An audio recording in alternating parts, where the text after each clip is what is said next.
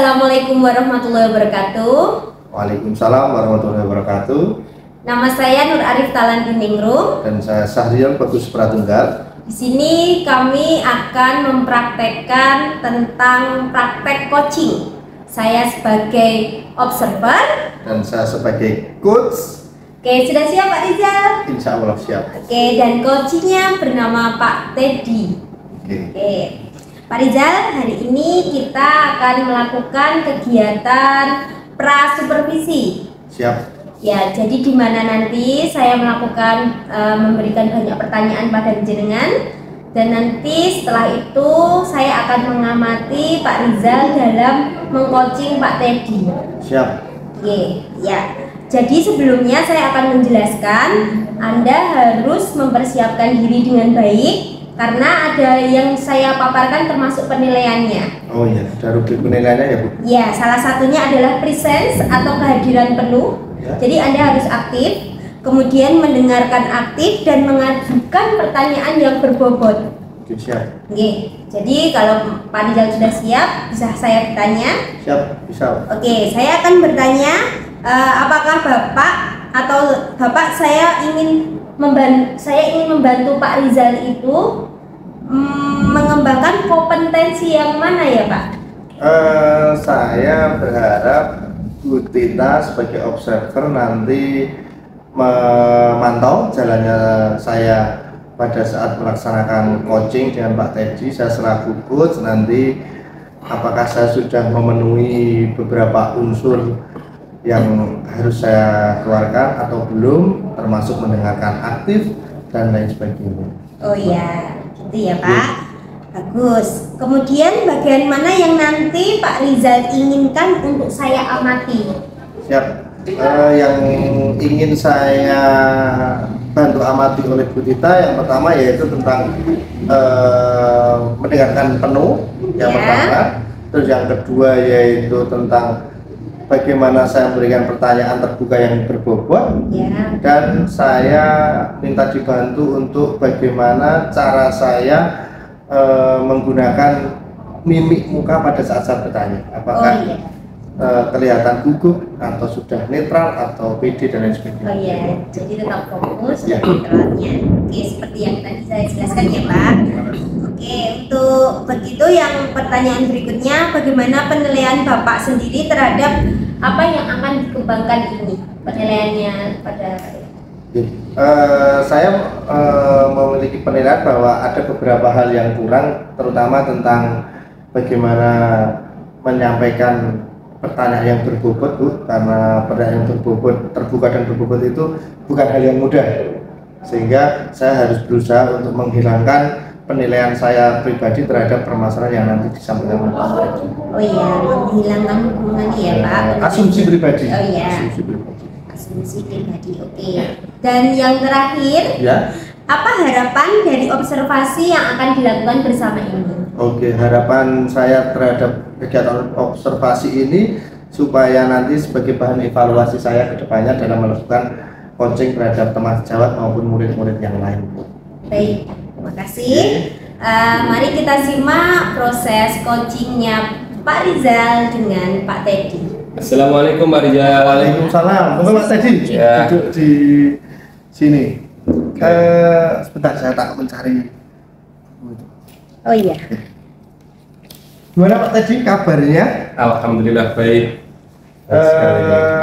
Pas kosong ini Iya, atau muridnya sedang PKL?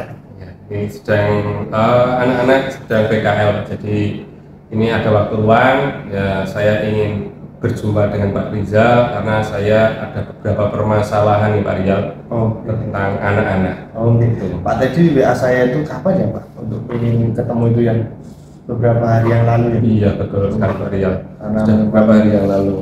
Kesibukan kita yang pekerjaannya numpuk-numpuk Pak Teddy, sehingga betul sekali Pak Rizal. kebetulan ini pas siang ini kita bisa ngobrol-ngobrol santai, walaupun nanti kan waktunya kan enggak begitu panjang Pak Teddy, Iya. nanti hanya sekitar 20 menit sampai 30 Pak, enggak apa-apa Pak Teddy ya? Iya, iya. Ngomong-ngomong Pak Teddy terkait tentang permasalahan yang ingin disampaikan ke saya, itu masalah apa Pak Teddy? Gini Pak Rizal, anak-anak itu semangat belajarnya itu kian hari kian menurun Pak Rizal.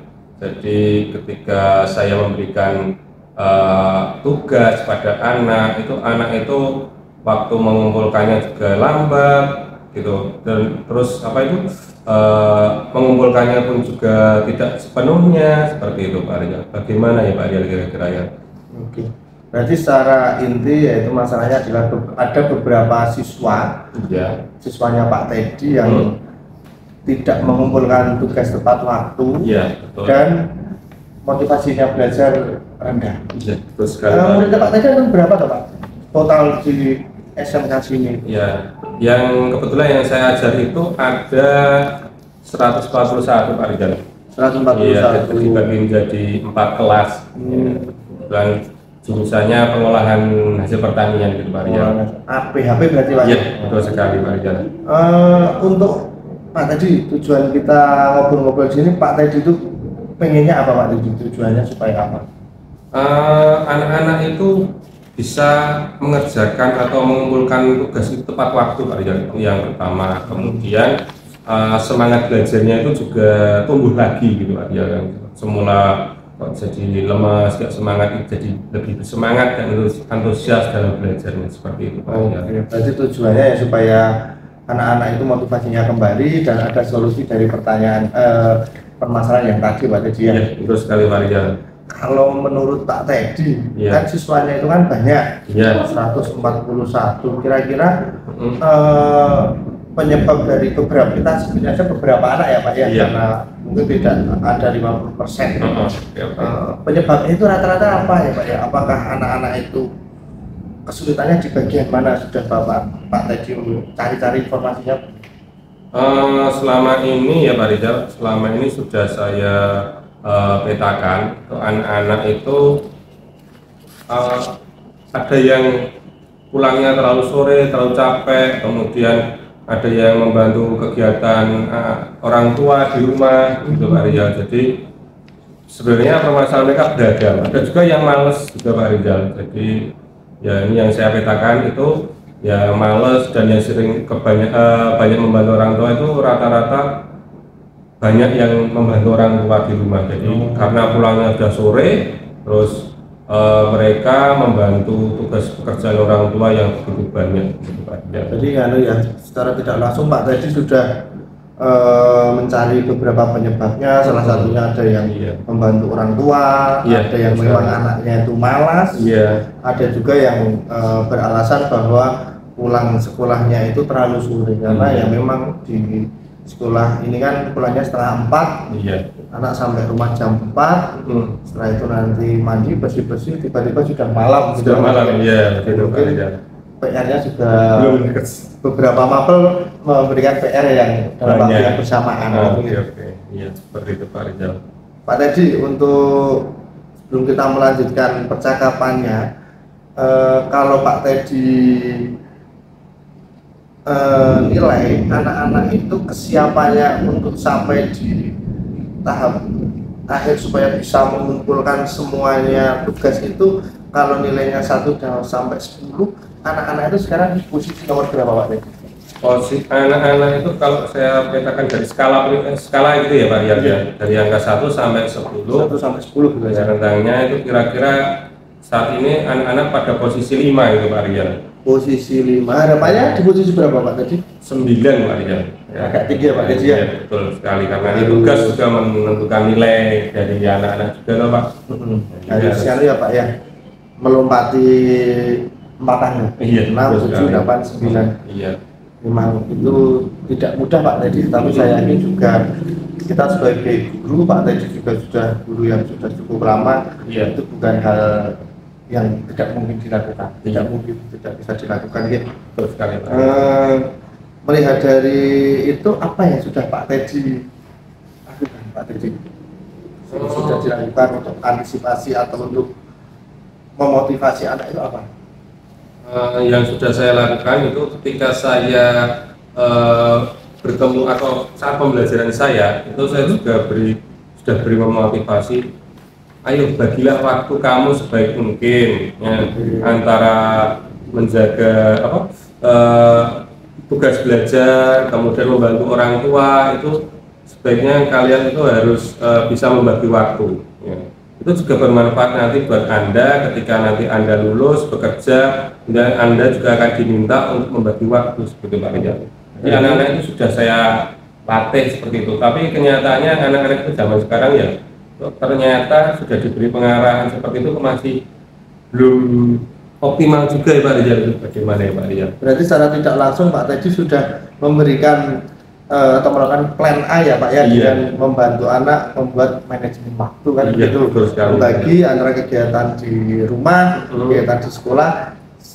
Harapannya semua berjalan dengan baik, tapi memang harapan yang kenyataan itu ada perbedaan, tidak semuanya harus berjalan dengan mulus. Kalau menurut Pak Teddy, kira-kira selain opsi membuat tabel manajemen waktu supaya anak-anak itu lebih bisa untuk mengumpulkan tugas tepat waktu dan lain sebagainya, kira-kira apa yang Pak Teddy lakukan?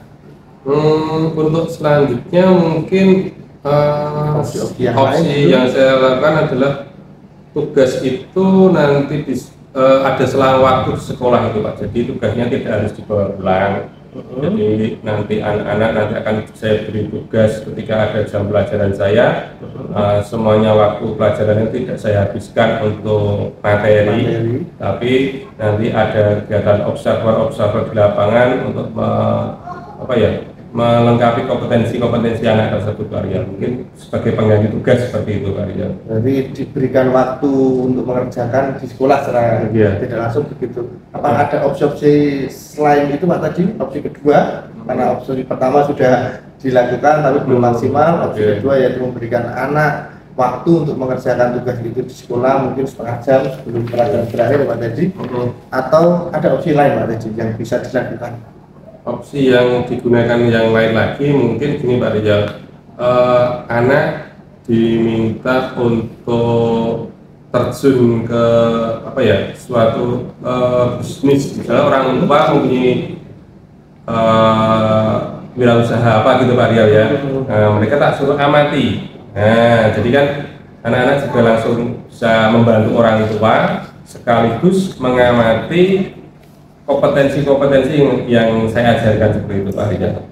Oke, berarti dari dua opsi tadi Pak tadi sebutkan, kira-kira yang paling realistis untuk dilakukan saat ini yang mana Pak? Untuk saat ini yang realistis itu adalah yang nomor 2 tadi Pak Rijal. Yang nomor 2 yang nomor 2 yaitu orang tua juga bisa berperan terhadap tugas anak, dan juga anak-anak juga bisa mengerjakan tugas sesuai dengan kompetensi dari saya, seperti itu Pak Rijal. Dari opsi yang Pak Teddy pilih tadi, kira-kira nanti ada hambatan nggak Pak Teddy? Menurut Pak Teddy? Ya, setiap usaha yang kita lakukan pasti ada hambatan ya Pak Rijal ya. Hambatan-hambatan yang sering muncul itu malah muncul dari orang tua mungkin ya Pak Rijal. Jadi orang tua itu kadang memberikan kamu tuh harus gini, jadi tutorial ke anak itu kurang tuh Pak Rijal. Jadi mungkin itu mungkin salah satu dari kendala yang mungkin bisa muncul dari opsi-opsi tadi Pak Rijal. Jadi malah munculnya dari orang tua itu nanti. Orang tuanya sendiri. Zamannya COVID itu kan orang tua malah ketika dipasrahin belajar di rumah kan tidak mendukung ya. Ya seperti itu Pak Rijal. Dari opsi kedua yang Pak Teddy pilih tadi Pak Teddy, kira-kira ukuran atau tolak ukur keberhasilannya itu seperti apa Pak Teddy dari rencana yang akan Pak Teddy lakukan? Tolak ukurnya gini Pak Rijal, jadi kompetensi yang diperoleh dari mapelnya itu nanti kan anak itu di rumah dan membantu orang tua sambil dia belajar gitu ya. Terus mereka juga dapat membantu pekerjaan orang tua, itu ukurnya seperti itu Pak Rijal. Jadi pekerjaan dua tugas dari sekolah dan tugas dari rumah itu berjalan dengan berdampingan dan selaras gitu ya. Seperti itu, Pak Rizal. Jadi insya Allah sudah ada solusi walaupun nanti tinggal eksekusi ya Pak Teddy. Iya, betul sekali. Menurut Pak Teddy siapa yang dapat membantu atau berkomitmen membantu dalam rencana aksi Pak Teddy ini yang akan dilibatkan ya? Kalau dari saya yang pertama adalah wali kelas Pak Rizal. Wali kelas. Jadi nanti wali kelas bisa berhubungan dengan orang tua, gitu ya. Orang tua diberikan motivasi ini itu agar bisa mendukung kegiatan ini sehingga tugas itu bisa berjalan dengan baik dan lancar seperti itu. Terus kalau Pak Teddy setelah nanti, apakah Pak Teddy tidak akan berkolaborasi dengan orang tua Pak? Kemungkinan bisa juga Pak ya. Jadi nanti saya dengan wali kelas dan orang tua bisa terjun langsung juga bisa. Jadi nanti bisa dibantu orang tua ya. Jadi apa yang saya maksudkan itu bisa orang tua juga bisa mensupport gitu Pak Rizal. Kira-kira akan dilaksanakan kapan Pak Teddy untuk kegiatannya dengan anak-anak? Kira-kira bisa dilakukan 3 hari lagi Pak Rizal. 3 hari ya. 3 hari lagi mungkin nanti ketika saya pelajaran ya bisa nanti saya praktekkan. Jadi harapannya 3 hari lagi dilaksanakan dan 1 minggu atau 10 hari ke depan mungkin maksimal 10 hari kita akan ngelakuin Pak Teddy. Kita ngobrol-ngobrol. Saya ingin mendengar antusiasme anak setelah mendengar penjelasan dari Pak Teddy tentang aksi-aksi itu. Ya. Orang anak antusias dan sebagainya kan. Ya. Kita ngobrolkan Pak Teddy. Iya, siap. Pak Teddy karena waktu sudah mepet sekali, karena saya juga harus masuk kelas dan Pak Teddy juga masuk kelas. Iya. Saya tutup ya Pak Teddy kegiatan hari ini. Semoga Pak Teddy nanti lancar dalam memberikan melaksanakan kegiatan tersebut di kelas, tidak ada hambatan. Oke. Gitu ya Pak Teddy. Ya. Selamat siang Pak. Terima kasih Pak Rizal. Oke, alhamdulillah kita sekarang memasuki tahap ketiga ya Pak Rizal ya, pasca supervisi. Maka sekarang saya akan berbincang-bincang perasaan dengan Pak Rizal setelah melakukan coaching. Oke. Gitu ya Pak Rizal. Oke, boleh saya tanya? Bagaimana menurut Pak Rizal tentang pelaksanaan coaching tadi? Untuk pelaksanaan alhamdulillah lancar, walaupun masih ada beberapa kendala karena hari ini sudah hari yang baru gitu guys, tapi nanti pelaksanaan itu tadi secara umum lancar, hanya ada beberapa jeda dalam kita berkomunikasi karena ya sedikit banyak yang kita masih tegang. Iya, wajar ya Pak ya. Di lain kesempatan karena sudah terbiasa akan lebih baik. Ya, baik. Kemudian kenapa? Apa indikator bisa dibilang seperti itu Pak Rizal yang tadi ada sedikit? Indikatornya adalah kita sudah berusaha untuk mencairkan suasana dengan ngobrol-ngobrol biasa, tapi karena ada beberapa rubrik penilaian sehingga kita harus berpikir apakah rubriknya sudah terlaksana atau belum, sehingga ketika mau bertanya kita harus berpikir terlebih dahulu. Oke, baik. Dari jawaban Pak Rizal itu, bolehkah saya menyampaikan hasil pengamatan saya? Boleh. Baik, Pak Rizal, tadi saya sudah mencatat ya beberapa hasil coaching yang pengamatan coachingnya Pak Rizal dengan Pak Teddy. Ya. Menurut ini tabel yang sudah saya buat, Pak Rizal sudah memenuhi beberapa unsur termasuk presence yang tadi Pak Rizal harapkan, kehadiran penuh bersama coach atau dengan Pak Teddy tadi, sangat fokus, juga mendengarkan dengan aktif dan juga mengajukan pertanyaan yang sangat berbobot sehingga memaksimalkan potensi coach atau Pak Teddy tadi. Jadi Pak Teddy bisa bercerita dengan panjang lebar dan bisa memaksimalkan keinginan-keinginan dia dan bisa menemukan solusi dari masalah tersebut. Jadi tadi saya sudah ada di kolom kanan sendiri ya Pak. Seperti ini Pak. Jadi Anda dapat melakukan penilaian dan tidak berasumsi Pak. Pak Rizal sudah tidak berasumsi dengan pemikiran sendiri, jadi bisa memfokuskan pada area yang ingin dikembangkan Pak Teddy tersebut. Yaitu, kemudian setelah itu Pak Rizal juga ada di kolom kanan yang sudah melakukan sesuai dengan prinsip coaching, yaitu tirta dan rasa. Jadi mengalir seperti air, seperti kemitraan, jadi seperti teman gitu. Dan prosesnya juga kreatif sehingga potensi-potensi dari Koci atau Pak Teddy itu bisa tergali. Bisa tergali. Iya, tapi kelihatan sekali Pak Teddy itu dari kelihatan penuh pikiran menjadi lebih enteng gitu. Ya, lebih rileks seperti itu. Kemudian sudah itu seperti itu menurut saya, dan tadi alurnya juga sudah sesuai, Pak. Alhamdulillah. Iya, seperti itu, bagus sekali. Kemudian apa rencana Pak Rizal untuk tindak lanjut coaching ini? Oke, untuk rencana tidak lanjut yang pertama yaitu jelas saya akan bertemu lagi dengan Pak Teddy di sesi kedua karena ada rencana yang harus dilaksanakan oleh Pak Teddy dan saya ingin mendengarkan apa reaksi dari anak-anak, apakah sudah anak-anak terpengaruh atau belum. Apabila nanti membutuhkan solusi-solusi yang lain, nanti kita bisa obrolkan untuk mencari opsi-opsi yang lain. Ya, cari opsi yang lain. Apakah sudah works atau bekerja belum? Ya. Kemudian yang terakhir Pak, dari percakapan ini, dari diskusi pelaksanaan tadi, coaching tadi, apa yang akan dilakukan untuk meningkatkan performanya lagi? Ya, jelas. Untuk meningkatkan performa dari coaching tadi yaitu mendengarkan aktif, itu jelas karena itu hal yang sangat wajib. Dan yang kedua yaitu kemampuan saya untuk merangkum apa yang disampaikan oleh Pak Teddy selaku coaching.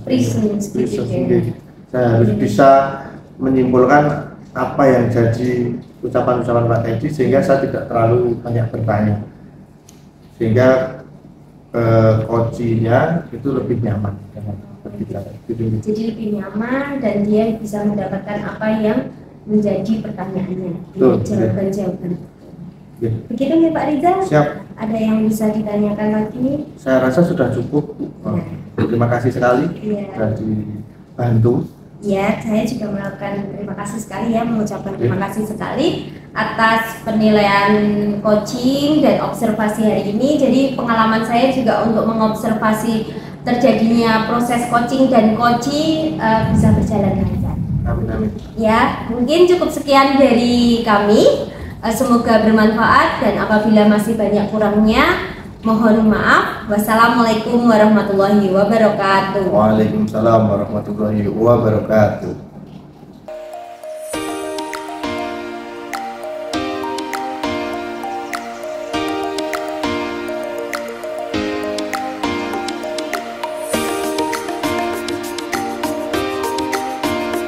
Mohon maaf. Wassalamualaikum warahmatullahi wabarakatuh. Waalaikumsalam warahmatullahi wabarakatuh.